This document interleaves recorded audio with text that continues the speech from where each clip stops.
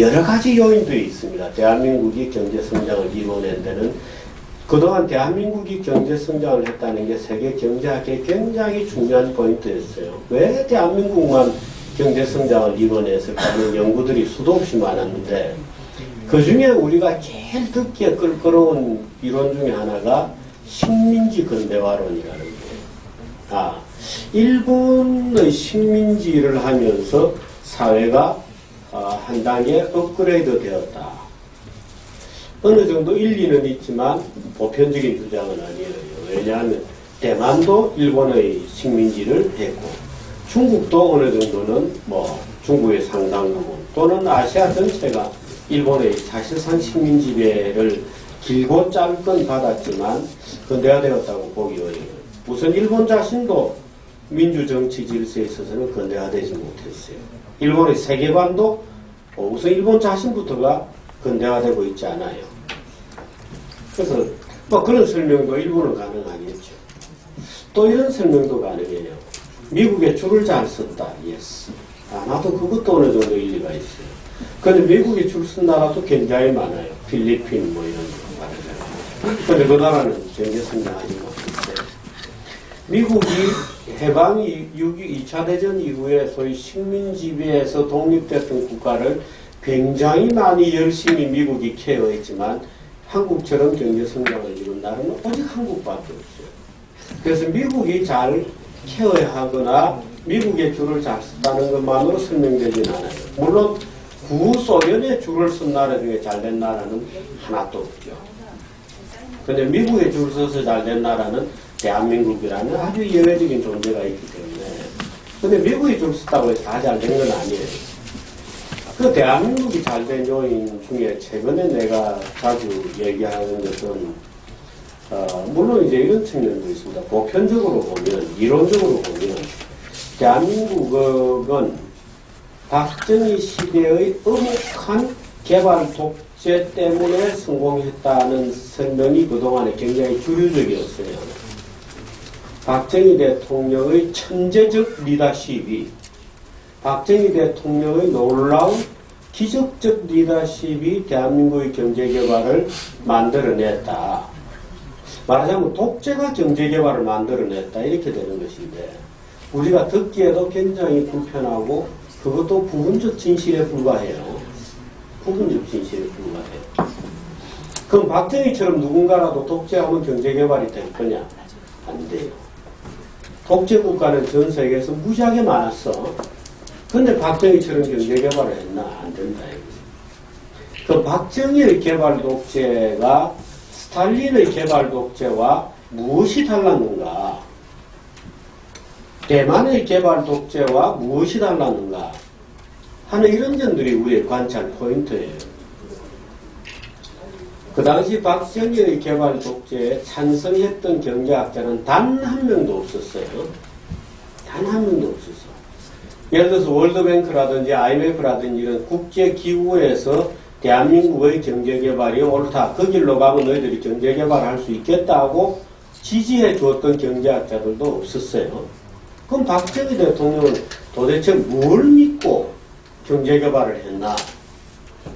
박정희 대통령의 경제개발 독재라는 것하고 스탈린의 경제개발 독재는 과연 무엇이 달랐던 거냐 하는 것이 이제 우리의 관찰 포인트입니다. 대표적인 게 새마을운동인데요. 새마을운동은 박정희 대통령이 처음에 전 3,000개나 되는 마을에 전국에 시멘트를 300푸대씩 나누어주면서 시작이 됐어요. 말하자면 도로에 들어가는 길도 좀 깨끗하게 닦고 말하자면 그 시골 마을에 SOC라고 할 것도 없지만 길이라도 좀 깨끗하게 포장을 하고 화단이라도 좀 깨끗하게 정비를 하고 또 그래라 하고 시멘트를 300푸대씩 나눠줬어요. 몇 개월이 지난 다음에 그걸 평가를 했어요. 평가를 해서 그 300푸대를 제대로 잘 쓰고 있는 마을에는 그 다음에는 500푸대를 줬어요. 근데 거의 절반 정도가 그 300푸대를 그냥 썩혀버렸어요. 예, 시골에 뭔 길을 닦냐? 야, 이거 이런 거 우리 안 해. 귀찮아. 왜 마을 사람들 나와서 일을 다 해야 되니까. 그 누가 뭐 돈을 주는 건 아니니까 시멘트 주고 너희들이 알아서 해라는 거죠. 그런데 그래서 절반 가까운 마을들이 안 했어요. 그걸 썩혀버렸어요. 그런데 두 번째 시멘트를 500푸대씩 줬는데 그 썩혀버린 마을은 철저하게 떼버렸어요. 안 줬어요. 그런데 마침 그때 지방자치 선거를 앞두고 있었어요.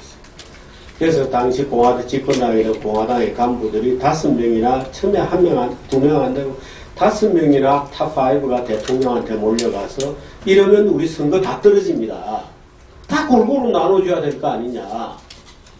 안 했다고 안 주면 어떡합니까? 절반이 그럼 우리는 선거에서 작살나는 겁니다 하고 매달려서 그런데 박정희 주지 않았어요. 주지 않았어요. 말하자면 철저하게 되는 놈에게만 준 거예요. 이 얘기는 무슨 얘기냐면 굉장히 중요한 얘기인데 나눠먹지 않았어요. 나눠먹지 않았어요. 균형 발전 이런 거 없었어요.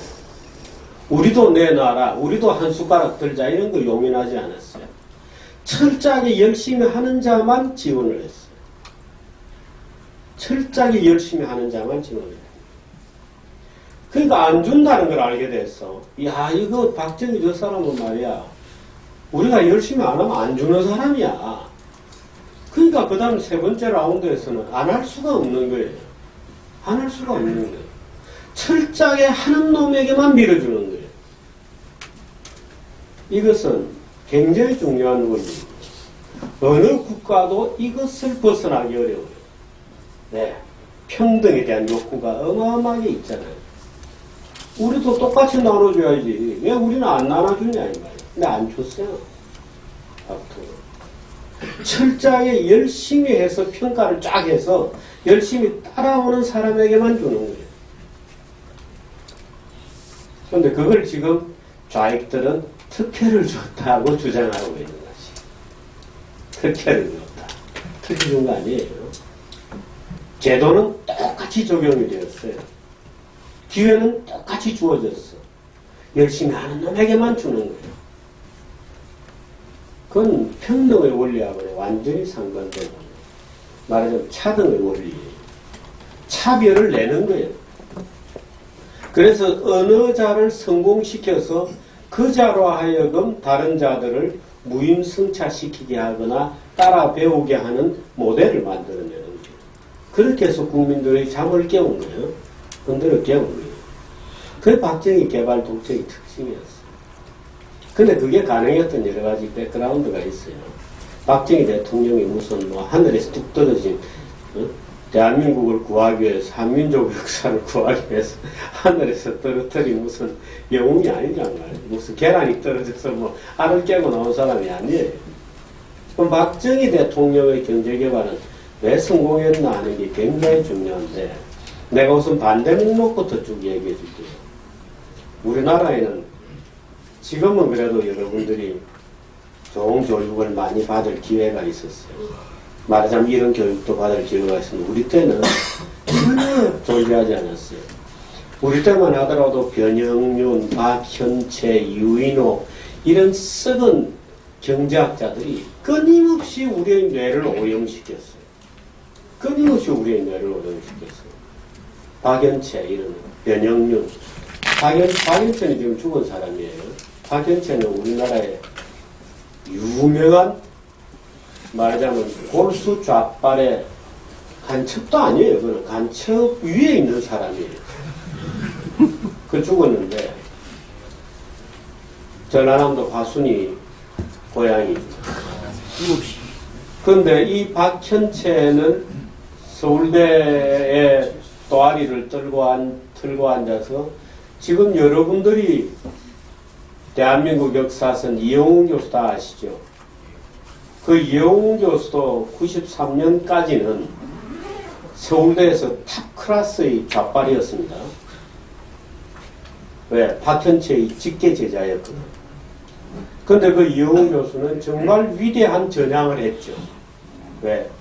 그 누가 가르쳐줘서 전향한 사람이 아니에요, 이영웅 교수는. 그래서 대학에 들어가자마자 소위 좌빨 서적 마르크스 레닌부터 시작해서 쫙 이제 정통 좌익의 길을 걸었는데 자기가 학자가 되어서 자료를, 원천 자료를 수집해서 공부를 하다 보니까 이상하다, 이건 아닌데 왜 설명이 이렇게 되었나 하고 원천 자료를 찾아서 공부를 하다가 서서히 달라져서 어느 날 완전히 전향이 되었어요. 이념적으로. 그래서 젊은 날에 자기가 사회주의적 열정에 묻혀서 허송세월한 것을 너무나 안타까워해요. 인생은 짧은데 학문적으로 이룩한 더 성취를 내게는 계속 늙어가니까. 젊은 날 험한 사회주의 열정에 사로잡혀서 청춘을 버린 데 대해서 너무 후회를 막급하게 생각했어. 그건 나도 마찬가지예요. 근데 그 이영웅 교수가 말하자면 서울대 운동권의 최고 원조고 위장취업 1호였거든. 이영웅 교수 위장취업 1호예요. 여러분, 그 이영웅 교수 평생 그런 얘기 전혀 안 하니까 그저 어느 날 무슨 친일파라고 여기나 듣고 무슨 이런 우빨 교수다 이렇게 돼 있는 것 같은데 그렇지 않아요. 이영웅 교수 완전 좌빨 교수에서 출발을 했는데 완전히 회심이 됐죠. 그런데 그 이영웅 교수를 가르친 게 박연채라고. 그 박연채라는 사람은 여러분은 모를 거예요. 우리가 대학 다닐 때는 신이었어요. 신이야. 지금 왼쪽에서 조국이다, 매치, 이런 거는 그건 쓰레기고. 우리가 학교 다닐 때 박연채다 이러면은 박연채라는 이름 숫자로 신이었어요. 이 박연채가 가르치는 것은 뭐냐면, 박연채가 민족경제론, 한국농업의 구상 이런 책을 쓰면서 우리 젊은 대학생들이 막 가슴을 뜨겁게 울리고 반미 운동을 하게 만들고 기업에 대해서 적대시 생각하고 기업은 적이야. 자본가들이야. 그 자본가를 타도해야 되고 우리는 농업 국가를 만들어야 되고 자립 경제를 해야 되고 무역 이런 걸 하면 안 돼. 왜 개방을 하냐? 그거는 미국 놈의 주변부 말하자면 자본주의의 어떤 하층 생산 기지가 되는데 불과하다. 미국 놈들 잘 살게 해주는 우리가 일종의 노예 체제로 편입되는데 불과하다. 이제 이런 얘기를 하면 막 젊은 애들이 가슴이 끓어오르는 거야. 그래가지고 이제 그런 책을 가르쳤어요. 한국농업의 구상이라는 책을. 박연채는 최근에 이영웅 교수가 그런 얘기를 조금씩 하는데 그 소년 빨치산 출신이었어요. 박연채는 남로당원도 아니었어요. 아마 우리 대 선생님도 이 얘기는 처음 들으실 건데 박연채는 남로당원이 아니었어요. 박연채는 북로당원이었어요. 말하자면 간첩이 아니라 오리지널 그 자체였어요. 북로당원인데 그냥 당원이 아니고 화선당원이라고 했어요. 화선이라는 것은 불화자, 전선할 때 전선인 이상 없다는 전선, 그걸 말하자면 화선이라고 불렀어요. 그 당시에. 그 화선당원이어서 화선당원은 전쟁 중에 정치국원이야. 폴리트 비우로 멤버예요. 그래서 전쟁 중에 현장에서 누구든지 적격 처분할 수 있는 권한을 갖는 사람이 화선당원이에요. 그래서 박연채는 화선당원 출신이었어요. 그게 그동안 알려지지 않았어. 근데 죽을 때 너무 재밌게 죽었어요. 평생을 공산주의 투쟁을 하고 빨치산 투쟁을 하고 목숨을 걸고 말하자면 공산사회를 건설하기 위해서 투쟁한 사람인데 죽을 때는 아버지한테 물려받은 땅 가지고 서로 차지한다고 자기 동생하고 싸우다가 스트로크 맞아서 죽었어요. 원래 좌익은 위선자들이야. 원래 좌익은 위선자들이야. 네. 좌익은 인간으로 하여금 비인간적으로 행동하는 것을 영웅적으로 보는 겁니다. 이웃을 위해서 지속적으로 헌신하라 이런 거잖아요. 이끌어낼 거 없이 그래서 지는 열심히 해서 열심히 하지 않는 가난한 사람에게도 다 나눠주고 살아야 된다 라고 하는 생각을 가지고 있기 때문에 얘기를 하기 때문에 필연적으로 위선적이에요. 예를 들어서 조국이 같은 애들은 어릴 때부터 대학 다닐 때 외제차를 지금껏 몰고 다니거든. 그 위선이에요. 강남 좌빨이라고 우리가 많이 하는 얘기가 그런 얘기예요. 유인호라는 사람도 있어요. 중앙대 교수로 있어요. 이 유인호는 박정희 개발연대 내내 박정희는 망한다고, 대한민국 경제는 망한다고 떠들었어요. 그래서 가는 데마다 망한다고 떠드는 거야. 그러니까 어느 날 어느 교회에 가서, 이제 교회에도 좌익들이 굉장히 많이 침투했거든. 그 지금도 천주교 정유구현 사제단 이런 게 그 흔적이 남아있는 거예요. 교회에 침투한 좌빨들이, 교회에 침투한 종들이. 그 굉장히 말이 기본적으로 또라이들이에요. 근데 그 운동을 유인호 교수가 많이 했는데, 유인호는 이런 게 박정희 경제는 필연적으로 망할 수밖에 없다. 박정희 경제는 필연적으로 망한다. 대한민국 경제는 필연적으로 망한다.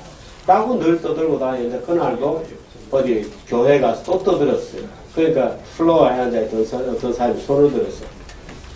당신이 2년 전에도 와서 망한다고 떠들었는데 아직 안 망하고 있지 않냐. 그렇게 얘기했대요. 그러니까 유인호 교수는 얼굴 색깔도 안 변하고 뭐라고 얘기했느냐면, 무슨 소리냐 말이야. 여러분은 예수 재림을 2000년이나 기다리고 있지 않냐. 이렇게 얘기했대. 쓰거질 인간이. 그런데 이 인간도 죽어서 초상이 났다고 해서 가보니까 아방궁을 지어놓고 살고 있대요.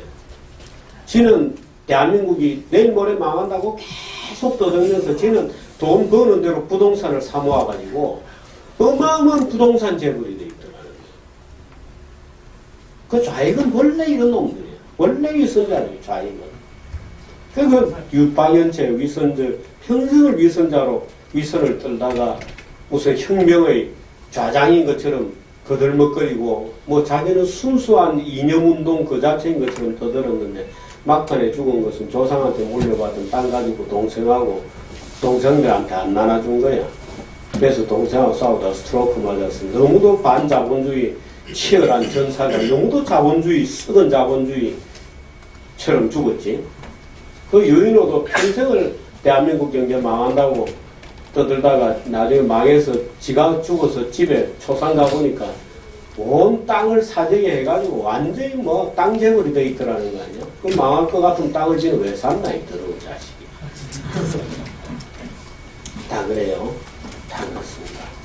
변형윤이라는 사람은 아직 죽지 않았어요. 근데 그것도 돈이 많아. 이상해요. 근데 변형윤의 내가 그 변형윤은 서울대학교의 좌장이에요. 말하자면 서울대학교 좌빨의 쭉 거슬러 가면 맨 위에 박연채가 있고 그 밑에 변형윤이라는 사람이 있어요. 변형윤은 아직 살아있어요. 근데 그 변형윤이라는 사람이 이제 김대중 노무현 시대가 되니까 완전히 이제 대한민국의 어른처럼 됐어. 그래서 내가 어느 날 칼럼을 썼는데요. 이런 칼럼을 썼어. 변형윤은 대한민국이 고속도로 지을 때도 반대했고, 포항제철을 지을 때도 반대했고, 현대자동차를 만들 때도 반대했고, 삼성전자를 만들 때도 반대했고, 한강 개발을 할 때도 반대했고. 여러분이 지금 보는 한강은 개발된 한강입니다. 원래 한강이 저런 게 아니었어요. 겨울 되고 날씨가 며칠만 추우면 꽁꽁 얼어붙어. 왜? 물이 없으니까. 그 얼어붙은 이거 몇 메가만 걸어가면 물이 쫄쫄쫄 흘렀단 말이에요. 겨울 되면. 지금 여러분들이 보는 저 물이 꽉 차있는 장대한 한강은 아닙니다. 원래 겨울 되면 물도 꽉 말라버리고 이랬단 말이에요. 여름 돼서 홍수 터지고 난리가 나고. 그 반대했지. 수출 위주의 경제를 가서는 안 된다. 무역 활동에 반대했어요. 제조업을 해서는 안 된다. 농업국가로 가야 된다. 농업 인구가 도시로 계속 빠져나오면 어떡하냐. 빠져나와봤자 도시 빈민이 될 뿐이다. 그러므로 농업 인구를 늘려야 된다. 얼마까지? 30%까지. 여러분 지금 농사지를 가실래요? 지금도 그런 바보 같은 정제를 계속 주장하고 있습니다. 여러분도 그런 착각에 빠질 수가 있어. 예를 들어서 지금도 대기업들은 투자를 안 하므로 중소기업에 정부가 돈을 좀 넣어서 거기서 고용 효과를 노려야 된다. 라고 찬성표를 던진다면 여러분이 변형문하고 똑같은 짓 하는 거야. 근데 경제는 우리가 흔히 보는 거하고 굉장히 달라요.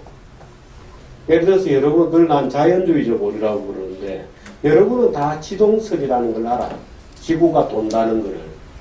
그러나 그냥 그 사실을 우리가 이론적으로 생각하면 아침에 해가 뜨는 걸 보고 해가 떴다고 얘기를 해요. 마치 해가 움직인 것처럼 보여. 경제도 마찬가지예요. 경제도 우리 눈에 보이는 거하고 실제로 돌아가는 원칙은 굉장히 달라요. 그러니까 지동설을 이해하려면 만유인력의 법칙이라는 걸 이해를 해야 돼요. 그렇잖아? 근데 그건 우리 어릴 때부터 배웠으니까 이제 알아. 시장 경제 시스템이 어떻게 돌아가는지 알려고 하면 경쟁 시스템이 무엇을 만들어내는지에 대한 운동 원리에 대한 이해가 필요해요. 그런데 그걸 잘 모르지. 그러니까 박연채나 변형용 같은 인간들은 고속도로 짓지 마라. 왜? 차도 없는데. 그 당시 우리나라 차가 별로 없었거든. 차도 없는데 고속도로를 왜 짓냐. 고속도로를 지어서는 안 되는 이유. 우리 농사 지을 땅도 부족한데 왜 그 위에다가 시멘트 콘크리트를 쳐가지고 땅을 잠식하냐. 농사를 지어야 되는데. 농사 짓는 농민들 곁으로 고속도로를 닦아놓으면 소수의 부자들만이 그들의 첩상이란 말 알아? 세컨드예요. 세컨드 알아? 그들의 소수의 부자들이 그들의 애인을 옆에 태우고 농민들이 고개를 쳐갖고 땀 흘려 일하는 그 옆으로 싱싱 다니면서 전국을 유람 다니기밖에 더 하겠는가 라는 이유로 고속도로를 반대했어. 그러니까 청춘들이 막 가슴이 끓는 거야. 맞아, 이 개새끼들. 부자들을 위해서 고속도로를 짓는구나. 차도 없는데 나도 없고 너도 없고 아무도 없다고 국민들이 소수의 부자들만 차를 타고 다니는데 고속도로를 놓는다 그러거든.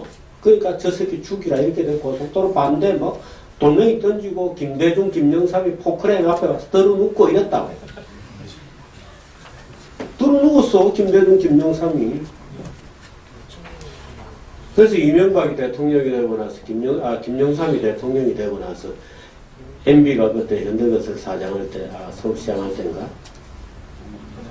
그 김영삼하고 만나서 김영삼 대통령이 됐어. 그때 고속도로 앞에 들어눕고 이러셨는데 지금 어떻게 생각하세요? 이러니까 김영삼이 이렇게 얘기했대. 쓸데없는 옛날 얘기한다고. 그게 모르는 거예요. 무식한 거예요. 왜 무식하냐? 경제가 어떻게 돌아가는지에 대한 일반 원리를 이해를 못하기 때문에 그런 거예요.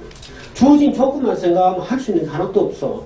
예를 들어서 여러분들이 예를 들어서 유니클로 이런 게 지금 아시아 패션 시장을 완전히 석권했잖아. 근데 유니클로 같은 게 일본에서 태어난 기업이야. 여러분이 일본에 가서 옷 장사를 하라고 해보세요. 어떻게 했으면 좋겠어? 옷 단 한 벌도 팔 수가 없어. 왜? 주어진 조건만 놓고 보면 장사를 해서 성공할 수 있는 게 아무것도 없어요. 심지어 여러분들이 리어카 장사를 노점을 한다고 생각해봐. 여러분이 노점을 어디 가서 세울 수 있을 것 같아? 노점을 어디 가서 장사를 할 수 있을 것 같아? 시장 통에? 사람들 많이 다니는 번화가에 갔다가 어디다 세울 수 있을 것 같아? 자, 노점 만들었어. 어디 끌고 나가서 세워야 될 거 아니야, 장사를 하려면. 세우면 바로 깡패들이 쫓아오거나 이웃에 있는 노점상들이 와서 이 새끼 내 장사 이거는 내 구역이야 하고 쫓아내. 어디다 세울 거야? 겨우 세워놓고 보니까 남은 음식점 앞이야. 그럼 음식점 주인이 나와서 내가 비싼 임대료 내고 장사하는데 네가 어디다 대고 우리 집 앞에 장사에 쫓아내? 어디다 세울 수 있을 것 같아? 여러분이 지금 장사를 하라 그러면 송곳 하나도 어디 대한민국에 세울 데가 없어. 왜? 다 땅 주인이 있고 그렇단 말이야. 그 이해관계가 다 얽혀있고. 그걸 깨고 새로운 조합을 만들어내지 않으면 경제를 발전하지 않는 거예요. 그러니까 변형윤회 같은 바보눈에는 미쳤다고 고속도로를 만드냐. 포스코도 마찬가지야. 포스코는 복잡한 옛날 문제가 얽혀있지만 포스코는 일본으로부터 말하자면 청구권 자금 받아가지고 그거를 제대로 안 돌려주고 그 돈 가지고 지은 거란 말이야. 그 지금 미쓰비시에 뭐 옛날에 뭐 직용자들 돈 돌려주라 뭐 하고 판결이 나는데 일본의 애들로 볼 때는 그것도 웃기는 얘기야. 왜? 그거 다 대한민국 정부가 우리가 처리하겠다고 받아가지고 닦아먹었거든. 그 물론 완전히 닦아먹은 건 아니야. 신문공무원하고 다 돌려주고 그 당시 사람들은 별로 그런 인식이 없었다고 봐야 되겠지. 나 가짜들 많아 지금. 내가 징용자다 하고 몇 번 돈 타먹은 사람도 굉장히 많은데, 어떻든 그 돈 가지고 포스코 다 반대했어. 왜? 포스코를 지으면 뭐하냐. 쇠물을 쓸 사람이 없는데, 쇠물을. 산업이 있을 거 아니야. 자동차 회사가 있나, 선박 회사가 있나, 뭐가 있나. 쇠물 만들면 뭐하냐, 비싼 돈 들여서. 그 포스코를 짓지 마라. 현대자동차 누가 사냐, 그 비싼 차 만들어봤자. 미제차 조금 굴러다니고 하는데. 제너럴 모터스, GM 차 좀 굴러다니고. 아무도. 삼성전자?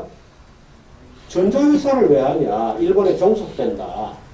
일본이 전자강국이니까. 일본에 종속된다는 거였어.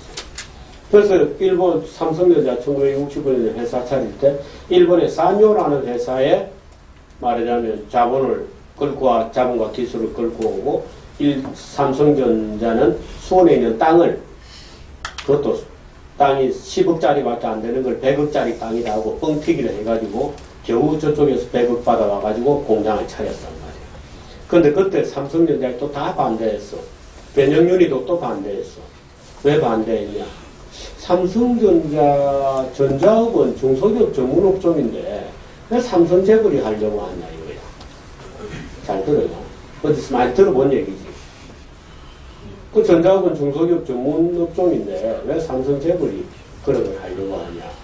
근데 그때 삼성의 기술을 그나마 다른 회사들은 안 주고 그나마 기술을 줬던 산요 이런 회사 다 망했어요. 나중에 파나소닉이 되고 지금 다 망해버렸어요.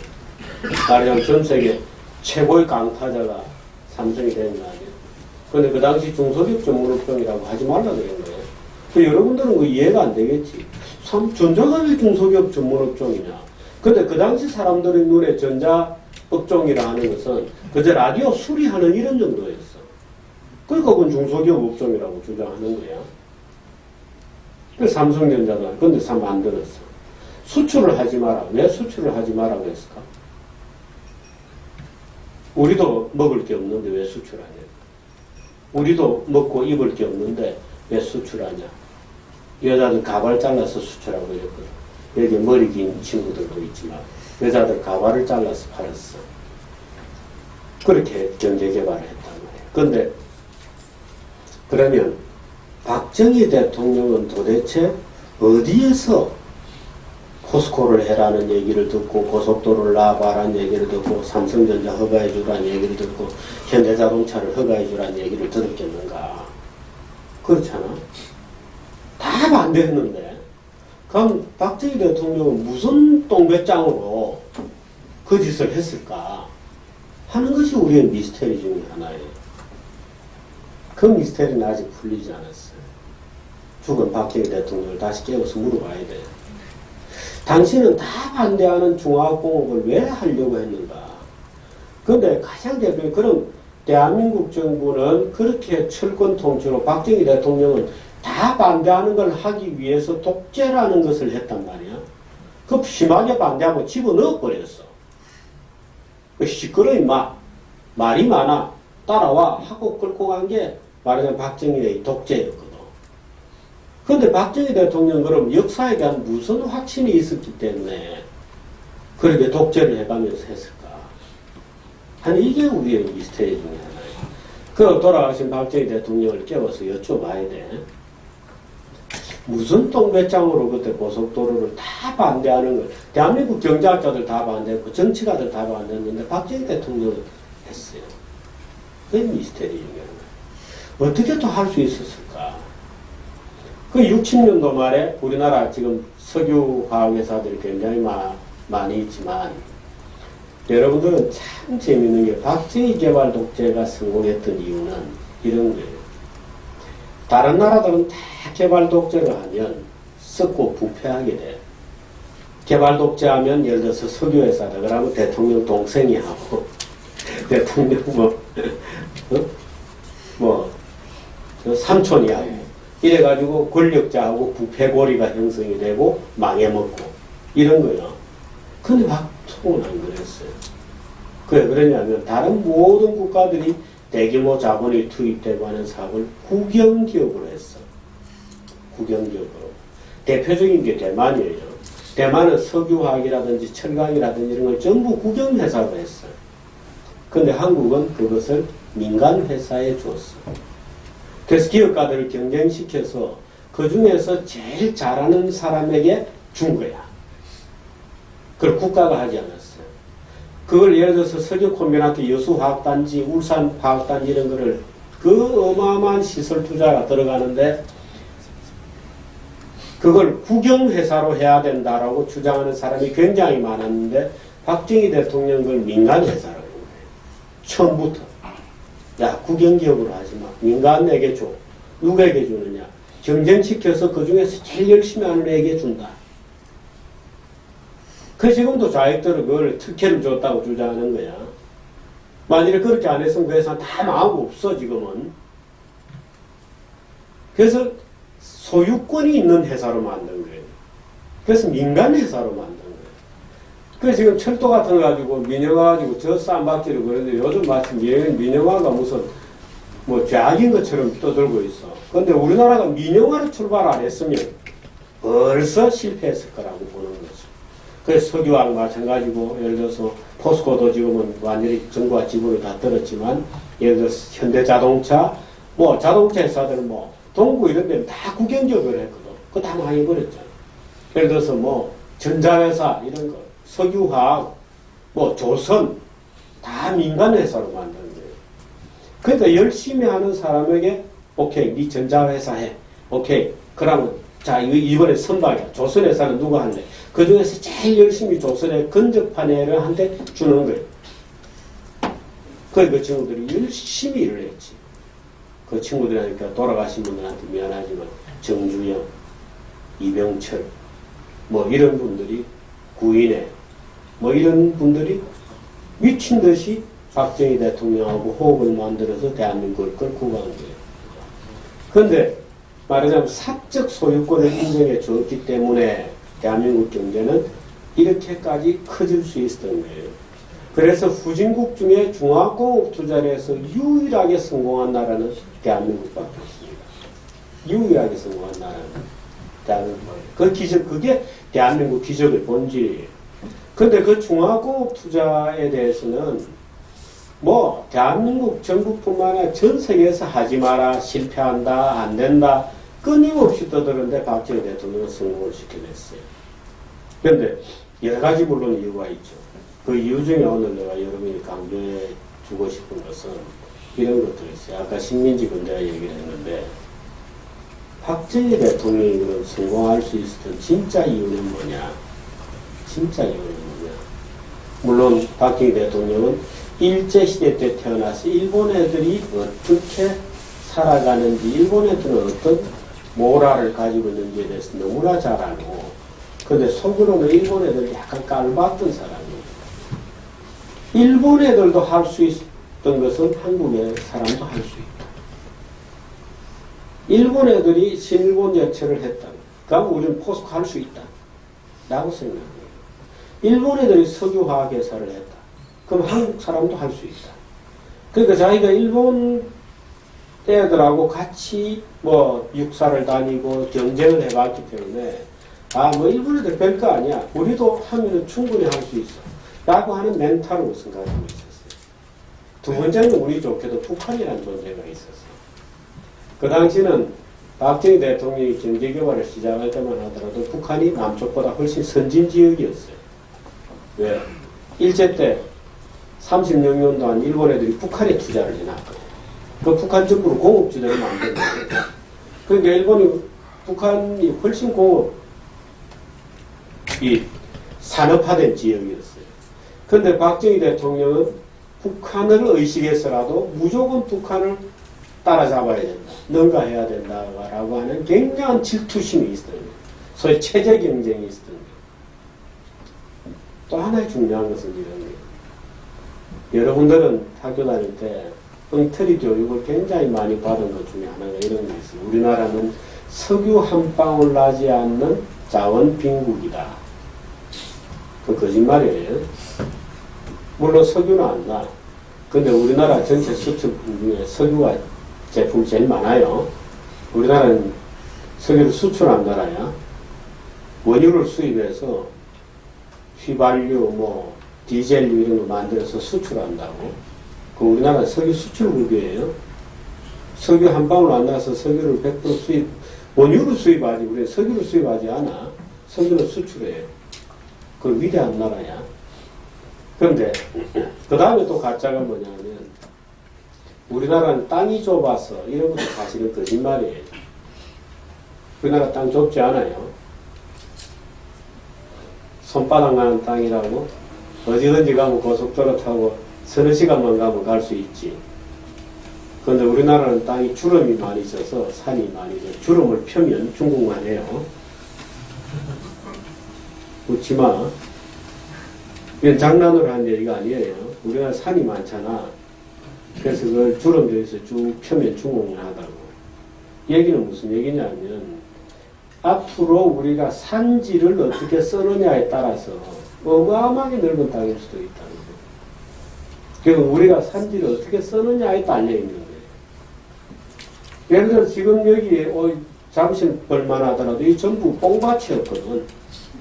뽕밭이었는데 지금 우리가 이 땅을 어마어마한 도시용으로 쓰고 있잖아요.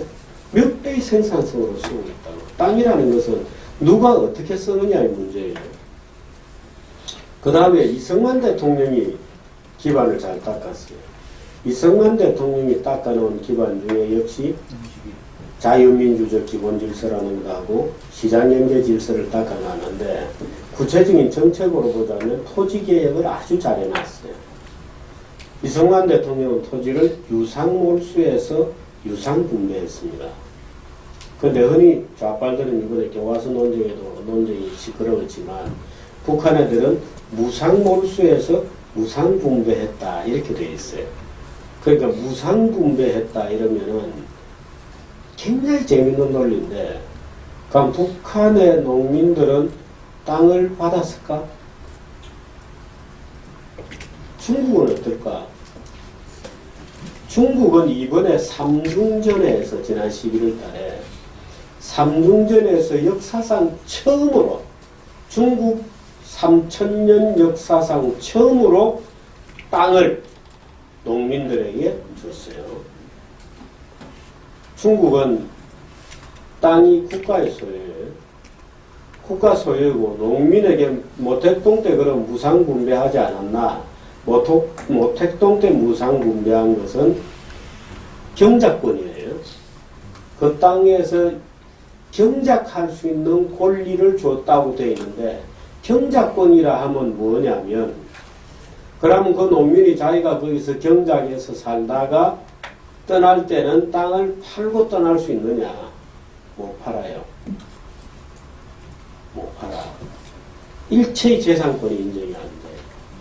그러므로 그럼 그 땅을 팔고 도시로 나온다.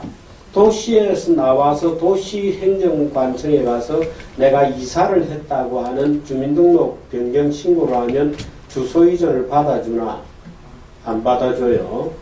그게 지금 여러분들이 중국 책 보면은, 중국 경제책 보면은 농민공이다 뭐다 하는 바로 그 문제거든? 농민공이 몇억 명이 있다는 거 아니야? 농촌에 살다가 도시에 나오는데 도시 거주증을 안 주는 거예요. 그래서 아이들을 학교에 보낼 수도 없고 도시민들에게 주는 각종 권리증을 받을 수도 없어. 그 얘기는 무슨 얘기냐면 모택동이가 토지계획을 했다는 그 토지계획은 알고 보면 경작권을 준 게 아니고 농민들을 그 땅에 붙어있는 벌레처럼 만든 거예요.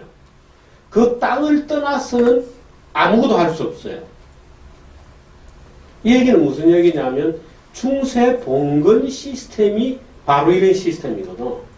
여러분들이 아는 유럽의 중세 봉건 시스템이라는 게 피우달리즘이라는 게 농노로 만드는 거예요. 농노는 말하자면 인민을 그 땅에다가 아예 수갑을 채워버려. 딱 엮어버려. 그 땅을 떠나서는 너는 이 땅을 벗어날 수 없어.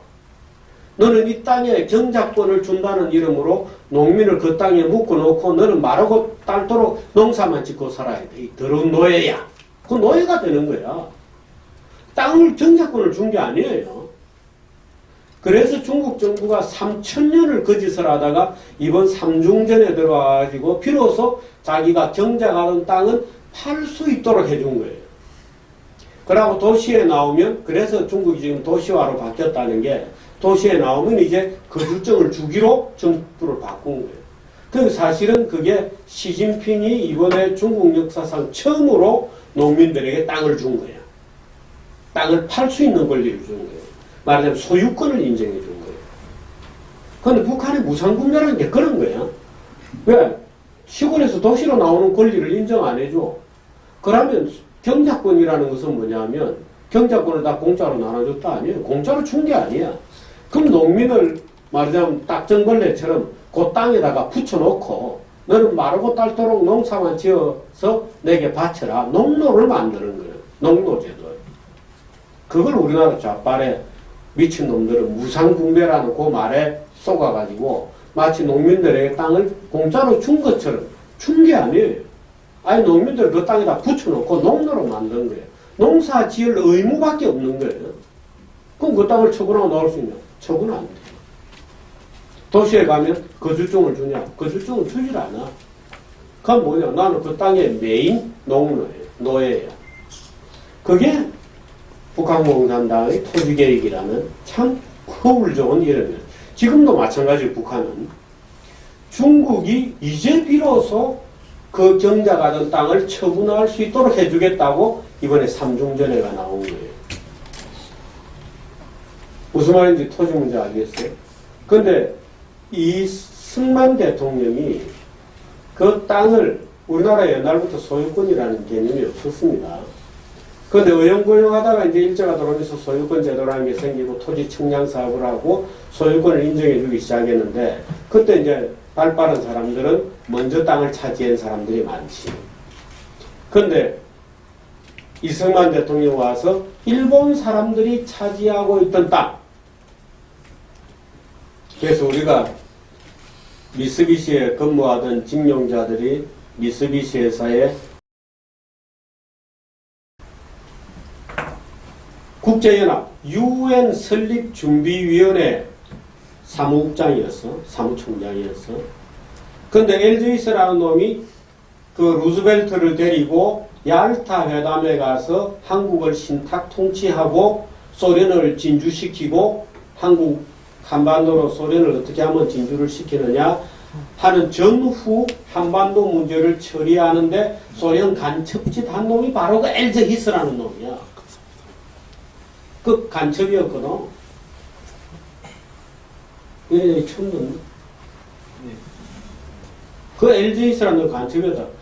그러니까 그런 놈들이 전후 한반도 질서를 만들면서 한반도는 아예 소련이 먹는 걸로 해놨단 말이야.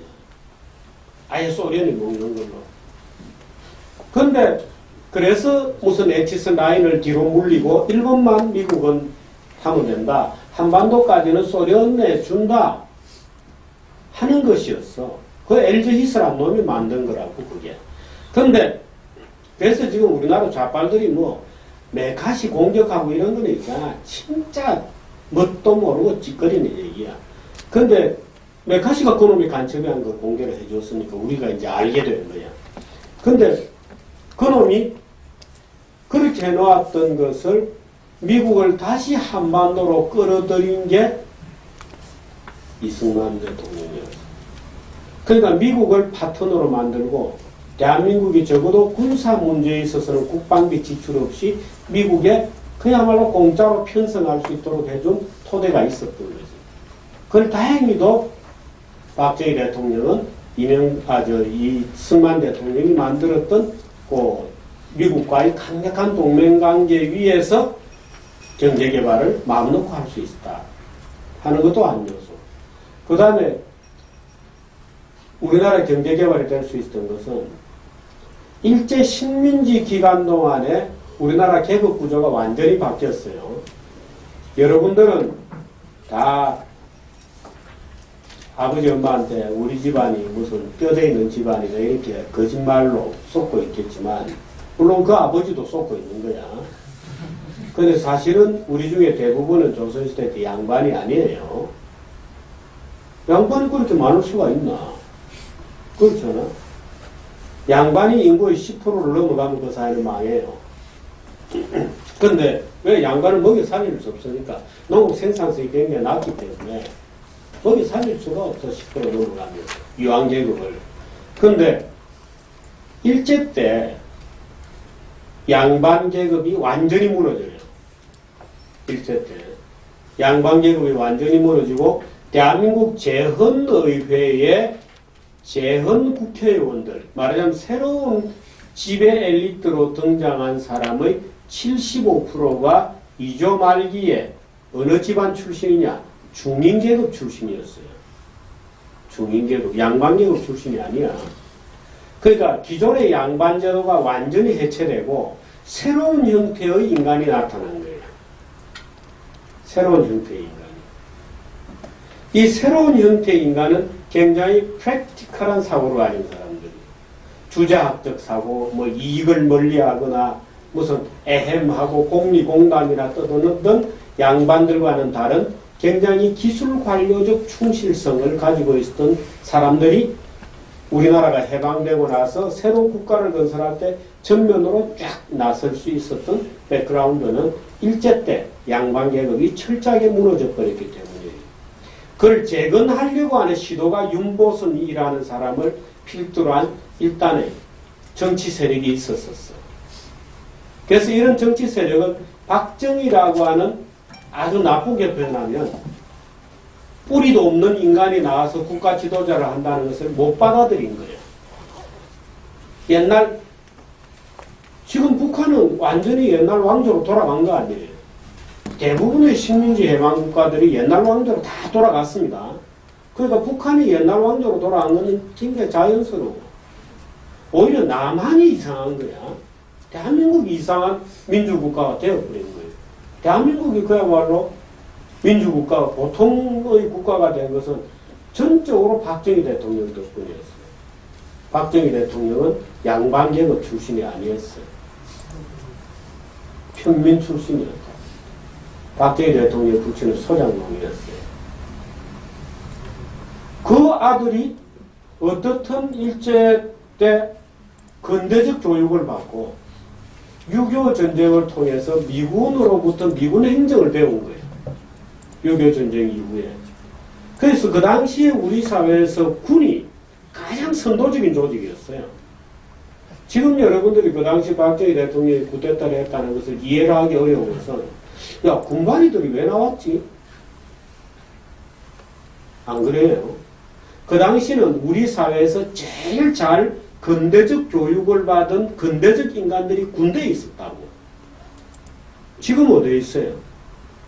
기업에 있다고. 지금은 기업에 있어요. 근데 그 당시는 우리 사회에서 가장 잘 조직되어 있고 근대적인 행정 시스템, 매니지먼트를 배운 가장 선도적인 집단이 군인들이었다고. 왜? 군사영어학교 출신들. 미국으로부터 직접 군대의 조직과 관리와 물류와 로지스틱스를 배우고 전투를 배우고 분대 단위, 소대 단위 어떻게 조직을 관리할 것인지를 배운 소위 근대적인 관리 시스템을 배운 유일한 조직이 군대였어요. 그 군대라고 하는 선도 조직을 끌고 박정희라는 평민 출신자가 올라온 거예요. 그러니까 뭐 굉장히 반대들이 많았지. 양반 출신들이. 어떻든 그러나 그 과정을 통해서 대한민국은 완벽하게 민주국가가 된 거예요. 박정희 대통령이 외형적으로 독재를 한 것처럼 보이지만 사실은 박정희 권력이 의미하는 것 자체는 평민의 국가가 된 거예요. 민주화가 된 거죠. 이제는 옛날의 계급관계로 돌아가지 않는다 하는 걸 막아버린 거예요. 그 토대 위에서 박정희 대통령의 경제개발이 스타트하는 거예요. 그런데 이런 조건은 다른 나라에는 존재하지 않았어요. 다행히도. 박정희 대통령의 경제정책을 그래서 지금 박정희 대통령의 새마을운동 경제정책을 지금 후진국에 갔다가 만든다고 될 거냐? 안 된다. 그런 의미에서 박정희 대통령의 경제적 성공은 참 기적이고 어떤 의미로 보면 재현 불가능이고 한국인에게는 운명적인 것이고 아주 독특한 거죠. 그러니까 여러분들은 대단하지 뭐. 굉장히 정말로 운명적으로 성공한 대한민국에서 태어나서 다행히도 요즘은 뭐 이영우 교수를 필두로 해서 많은 이제 이념도 어느 정도 정리가 되어 가는 거 아니에요? 여러분들 학교에서 전교조나 뭐 한동안 혼선이 많이 있었지만 요즘은 다행히도 쭉 이제 이념적 정리도 돼 가고 있는 거지. 종북도 요즘 조용해졌잖아요. 장선태가 다 조용히 만들고 저 세상으로 가는 거 아니에요? 그 이제 종북들이 뭐 입이 있어도 이제는 할 말이 없게 되었거든요. 그거 다 보여줬으니까 이제 우리가 그런 줄 잘 알고 있었는데 국민들한테 그래도 교육이 덜 됐었단 말이에요. 근데 그걸 확실히 보여줬지. 나중에 강의 끝나고 박수 칠 때 열심히 치세요. 잘못하면 총살 당할지 몰라. 이따가게 앉아서 근성근성 치면 총살 당할 수도 있어. 질문. 나 강의 이제 다 끝났어. 이렇게.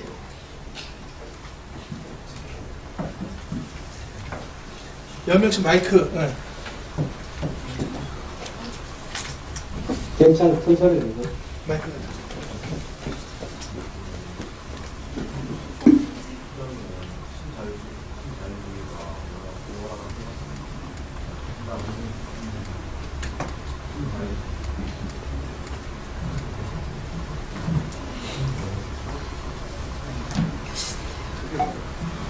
크게 말하세요.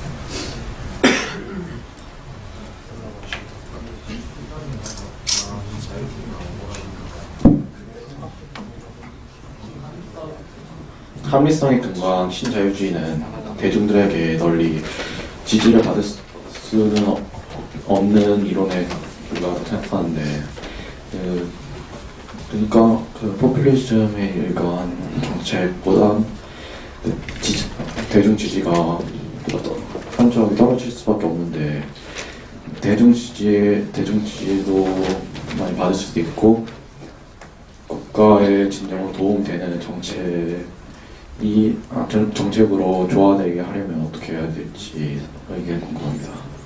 그런 방법은 아쉽게도 잘 없어요. 왜냐하면 경제를 살리는 좋은 방법은 아까 얘기했듯이 자유예요. 자유예요. 자유는 차이를 만들어냅니다. 자유는 차이를 만들어냅니다. 자유는 우월성을 만들어내기 때문에 우월하지 않는 자들의 불만을 끊임없이 만들어내요. 그래서 어떤 한 사회를 정태적으로 잘라놓고 보면 동태적으로는 끊임없이 평등해져요. 길게 보면 끊임없이 평등해지는데 어느 순간에 잘라놓고 보면 마치 우월한 자와 우월하지 않는 차이를 벌리는 것처럼 오해를 불러일으켜요. 그래서 대부분의 사람들은 시장경제의 원리를 받아들이지 않으려고 해요. 왜? 내가 혹시 그 열등한 지위로 떨어지지 않을까에 대한 두려움이 있기 때문이에요. 그런데 그거를 설명할 방법은 없어요. 그거를 눈앞에 내놓는 방법은 없다고. 예를 들어서 우리가 자연 상태에서 지구가 돌고 있다는 것을 보여줄 어떤 방법이 없는 것과 똑같은 거예요. 그건 약간 공부를 해야 느끼게 되는 거거든. 오늘도 해가 떴지만 사실은 지구가 돈 것이라는 것을 이해하려면 약간의 지식이 필요해요. 그래서 그 지식의 절차가 필요한 거지. 그걸 그 자연 상태 그대로 누구에게 경쟁이 우리를 모두 평등하게 만들 거라는 걸 보여줄 방법은 존재하지 않아요. 나도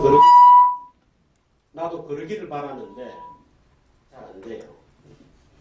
왜냐하면 경제는 소수의 우월한 자가 창조를 만들어내면 다수의 보통 사람들은 그 창조에 편승하거든요. 그렇게 해서 쭉 확산이 돼요. 그런데 한 가지 내가 여러분들한테 자유시장 경제의 우월한 점을 설명하자면 이것도 추상적인데요. 예를 들어 1970년도 전 세계 부의 편전이 이렇게 돼 있었어요. 정확하게 양극화되어 있었어. 폴이 두 개야. 그런데 지금은 그림은 그렇지 않아요. 지금은 정확하게 표준 편차가 나와요. 정규 분포가 나와요. 정규 분포가 나오는 이유는 말하자면 지금은 전 세계가 굉장히 평준화되었거든요. 근데 여러분들은 그렇게 안 느껴. 지금은 전 세계가 굉장히 평준화되었어요. 근데 여러분들은 그렇게 안 느껴요. 근데 그걸 설명해 줄 방법이 없어. 근데 그거는 이론적으로 알 수밖에 없어. 왜? 내가 지금 여러분들에게 설명해 주면 여러분들 금방 이해할 수 있어요. 왜? 1년에 전 세계에서 중산층이 4천만 명 정도 쏟아져요. 어디에서? 중국과 인도에서. 중국과 인도에서. 근데 중국 애들조차도 자기 사회가 양극화되고 있다고 느껴요. 왜? 앞으로 치고 나가는 애들이 생기잖아. 만일에 여러분들이 지구의 관리자라고 생각해봐. 만약 신이다 내가. 지구의 관리자라고 생각하면 최근에 지구에서 일어나고 있는 부의 이동에 대해서 굉장히 만족할 거예요. 굶어 죽는 애들이 현저하게 줄어들고 있고 중국 애들이 열심히 하고 인도 애들이 열심히 하니까 걔들도 잘 살게 되고 그리스나 스페인이나 이탈리아 애들이 팽팽 노니까 좀 못 살게 되고 정의가 실현되고 있다. 그거 아마 느낄 거예요. 그 한국 애들도 뺑뺑 놀고 새끼들 놀아먹자고 달라들고 열심히 일할 생각을 안 하고 그럼 좀 가난해져야지 뭐. 그게 정상화되고 있는 거죠. 정의가 실현되고 있는 거죠. 전지구적으로는. 어떤 그림으로 보거나 전 세계 빈부격차를 인구순으로 확 풀어놓으면 이 그림이 나온다고. 아주 정규 분포에 가까워지고 있어요. 그러니까 만일에 우리가 하느님의 입장에 있다고 지구를 쳐다보면 아, 지구는 아주 잘 돌아가고 아주 좋은 상태로 가고 있는 거예요. 언제까지 그리스, 이탈리아, 스페인 놈들이 일도 안 하면서 잘 살아야 되나? 아니잖아. 중국 애들 열심히 일하고 인도 애들이 열심히 일하고 거기서 중산층이 1년에 4천만 명씩 나오고 있다 이 말이에요. 1년에 중산층이 4천만 명이 나와요. 거기에서. 걔들이 이걸 만들어내는 거예요. 지구를 평평하게 만들어내는 거예요. 그건 우리나라도 마찬가지였어요. 우리나라 중산층이 원래 중산층이 있지 않았어. 원래 중산층이 있지 않았다고. 우리나라는 원래 극심한 빈부격차 사회였어요. 예를 들어서 우리 어릴 때 우리 집은 잘 사는 쪽에 속했는데 점심 먹고 나면 거지가 담 옆으로 쭉 줄을 서. 그럼 우리가 먹고 나면 우리 엄마가 우리 집 식모가 5명씩 됐거든. 그 식모 아줌마들이 가서 쭉 해줘요. 밥 먹이주고. 우리가 우리 집이 굉장한 부자였는데 아니에요. 좀 먹고 산 다음에 식모가 보통 5명씩 됐어. 그 동네에서 좀 부잣집이다 하면. 왜? 사람 몸값이 싸니까. 시골에서 그냥 가서 올라오는 거야. 지 친구 또 데리고 오는 거야. 그 며칠 있다가 또 우리 엄마가 다른 집에 소개도 해주고 공장에 취직도 시켜주고 그 한일합섬에 취직하면 제일 잘 된 경우고 글이라도 좀 읽고 쓸 줄 알면 한일합섬에 취직시켜주고 이런 거예요. 그렇게 해서 지금 다 중산층이 되었잖아요. 그렇게 있던 우리 집에 있던 식모 누나들 중에는 지금도 우리 가족 행사에 와요. 그리고 다 중산층이 되었잖아요. 택시회사 사장도 하고 다 중산층이 되는 거예요. 그렇게 해서 세상은 좋아지고 있는 거예요. 왜 이렇게 되고 있는 거죠? 지구가 나빠지고 있지 않아요. 근데 이 그림은 눈으로는 안 보이잖아. 우리 기계에서는 안 보이거든. 그 마치 지동설하고 똑같다. 약간의 공부 같아요. 또 다른 질문 하나만.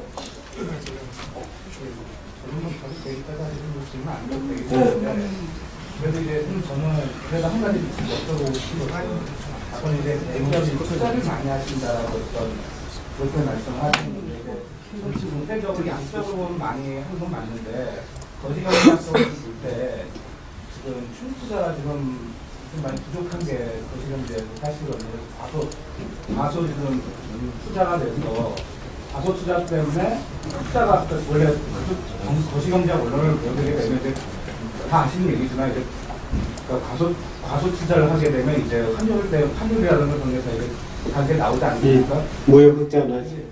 그러니까 그런 점에서 우리가 물론 전체적으로 지금 그 재벌이라든가 맞는데 조금 더 이거를 그러니까 좀 거시경제학적으로 좀 투자가 적다 또는 이제 더 많이 해야 된다고 표현해야 하지 않나 그런 생각이 좀 있게 돼서. 그거 투자를 못하게 만들어놨잖아요, 제도들이. 그 투자를 계속해서 지금 우리 사회는 안 되는 쪽으로 투자를 하도록 돼 있어요. 그게 복지야. 복지는 그 정의상, 복지는 정의상 생산성하고 관계없는 지출이에요. 만약 생산성에 관계있는 지출 같은 거 지출이 필요가 없어. 왜? 지가 벌어서 먹고 사니까. 근데 지가 벌어서 먹고 살지 않는 자에게 주어지는 게 복지거든. 그 전체 국가 예산 중에서 복지 비중이 계속 높아지고 있다. 사회적 지출 중에 복지 비용이 높아지고 있다는 것은 우리가 생산적이지 않은데 투자하는 것이 점차 많아지고 있다는 거예요. 근데 기업들은 조금 다른데 기업들은 해외 투자가 많죠. 기업들이 총 투자가 줄어들고 있지는 않아요. 문제는 국내 투자가 안 되는 거예요. 근데 국내 투자가 안 되는 것도 예를 들어서 이런 거예요. 야, 대학교 대졸자들 취업하는데 일반 기업체, 대기업은 일자리를 적게 만드니까 중소기업에 투자야.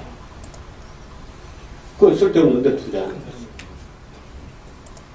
그 쓸데없는데 야, 대기업에 투자하는데 세제 인센티브 정도 다 없애라. 그럼 서비스업에 투자해. 그건 내가 청와대 회의에서 그랬어요. 서비스업 애들이 투자해라고? 무슨 그런 말도 안 되는 소리 하냐. 지금도 서비스업은 보면 10억 매출에 고용인원이 15명이에요. 삼성전자 10억 매출에 고용인원이 0.4명이에요. 그러니까 서비스업에 투자해야 된다. 이렇게 회의를 하고 있다고. 바보들이. 그 내가 그랬어요. 그래?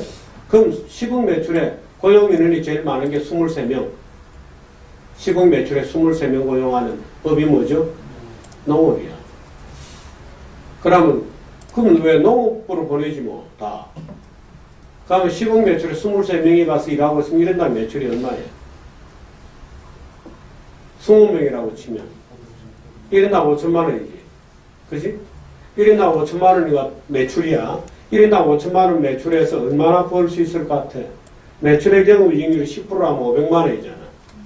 그러면 1년 동안 일해가지고 500만 원 월급 받아가는 직장을 할래? 미쳤나? 그러니까 그런데 투자를 하면 안 되는 거예요. 근데 우리 사회는 지금 그렇게 하고 있다고. 왜? 바보들이 너무 많아. 바보들이 볼 때는 10억당 고용이 높은데 투자하면 고용이 많이 될 것처럼 보여. 그래서 전부 그런 식으로 투자하면 나라는 점점 가난해지고 일자리 하나 만들 때 없어지는 일자리가 2개, 3개씩 없어진다고. 그 지금 바보 짓을 하고 있는 거야. 그게 경제민주화예요. 만약 경제적 무식이 우리를 지금 바보 국가로 만들고 있는 거예요.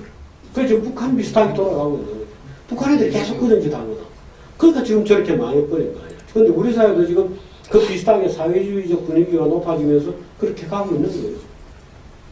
그렇게 안 가는 국가 지도자는 소통이 안 되고 반민주적이잖아. 국민 복지에 관심이 없고. 그러면서 조진다. 그 대통령 되려면 민주화 약속하고 복지 더 퍼주겠다고 약속해야 돼. 그런 거죠. 그러니까 우리는 지금 사회적인 자본 투자가 계속 비효율적인 가고 있어요. 그러니까 부가가치가 낮아지고 계속해서 쫄아드는 거지. 기업들 투자 자체는 해외로 나가는 거니까. 기업들 국내 투자 안 해요. 해외 투자가 이제 GDP로는 안 잡히니까. 더 GDP로는 안 잡히죠. 그게 문제라는 거예요. 근데 그렇다고 국내 투자를 이런 조건에서 하도록 놔두면 더 빨리 망하는 거죠. 삼성전자는 해외 근무 인원이 12만 명, 국내 근무 인원이 10만 명이거든.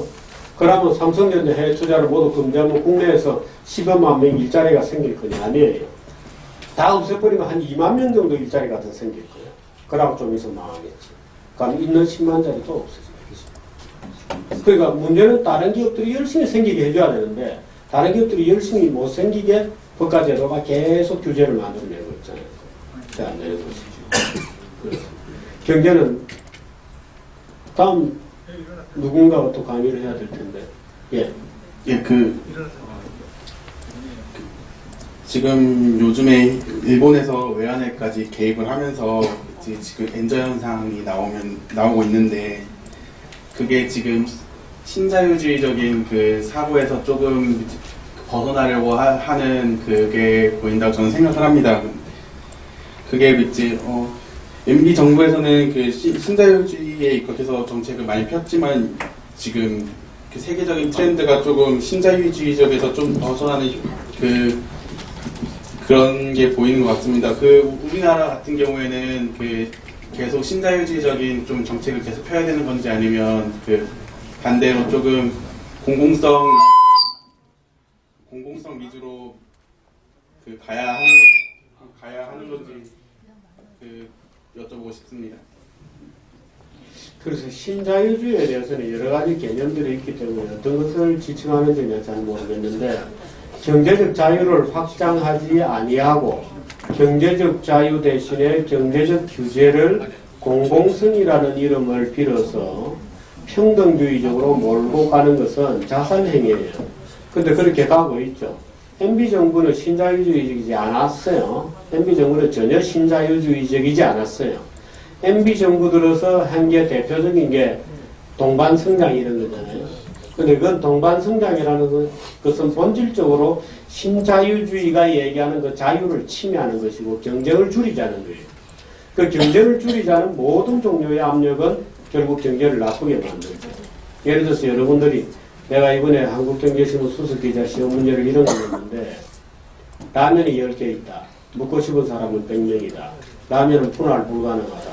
너가 배분권자라면 어떻게 배분할 거냐. 그래서 신나게 쓰지.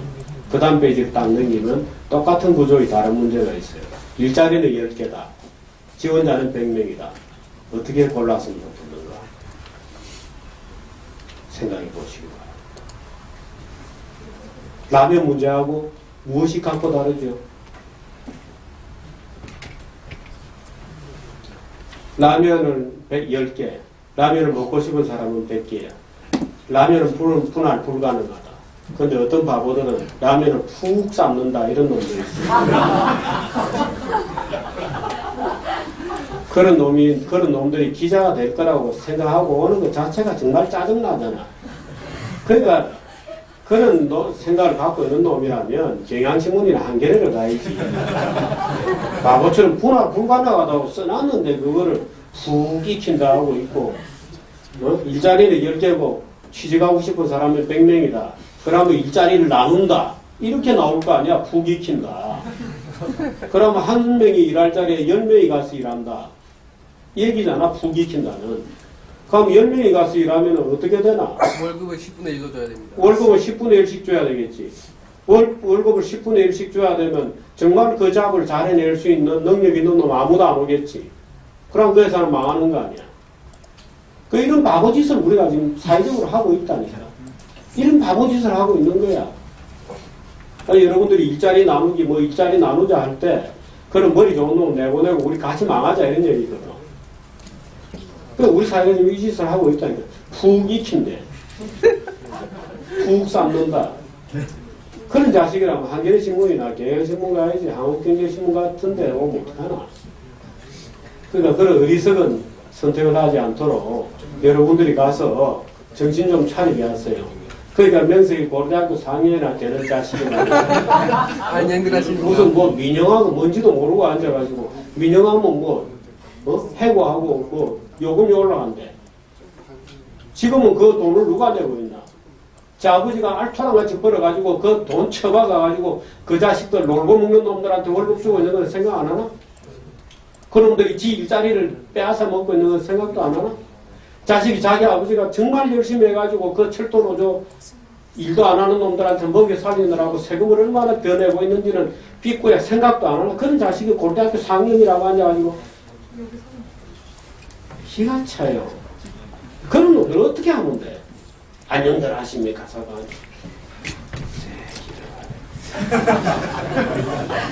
여러분들은 그런 애들 가서 좀 조용히 좀 달래주고, 얘야, 너 좀 빠지라. 하고 좀 만져주고 그러세요. 다른 약속이 있었어야 저는 얘기할 수 없고 지금 가야 되기 때문에 다음에 또 만나시기 바랍니다. 고맙습니다.